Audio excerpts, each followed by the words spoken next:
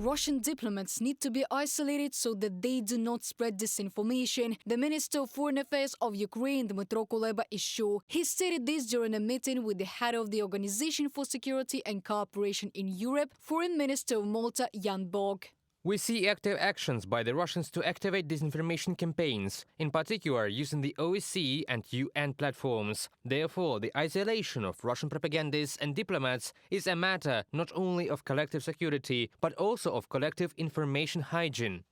On January the 22nd, the Czech Republic was one of the first to propose limiting the movement of Russian diplomats within the EU as part of a new package of sanctions. This was stated by Czech Foreign Minister Jan Lipovsky. In the meantime, Russian diplomats can travel to 24 EU states without national visas, and also in Switzerland, Norway and Iceland. This restriction also applies to Russian officials who have received Austrian visas to work for UN agencies in Vienna and who can then travel to other EU countries, writes the Financial Times. Since Russia's full-scale invasion of Ukraine began, European countries have expelled hundreds of Russian diplomats, claiming that they were indeed intelligence agents. In particular, the Czech Republic expelled more than 70 Russians in 2023 alone.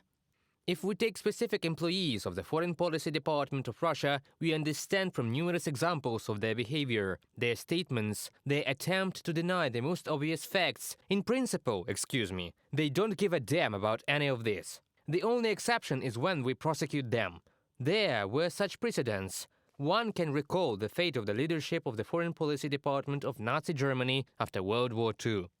According to the American Institute for the Study of War, Russia is using the UN Security Council to spread disinformation. For example, on January the 22nd, Russian Foreign Minister Sergei Lavrov denied the Kremlin's responsibility for a possible Russian attack on NATO, despite Moscow's corresponding statements. He also accused Ukrainian forces of using Western weapons to shell the territory of Ukraine, temporarily occupied by Russians, in particular, allegedly to attack civilian targets.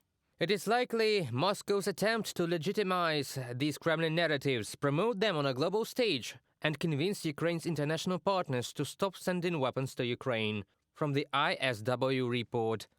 Analysts at the Institute for the Study of War are confident Russian disinformation at the UN is an attempt to create information conditions for probable future aggressive actions of the Russian Federation against NATO members and other states. Reported by Diana Kolesnik, Христина Домбровська, UATV News.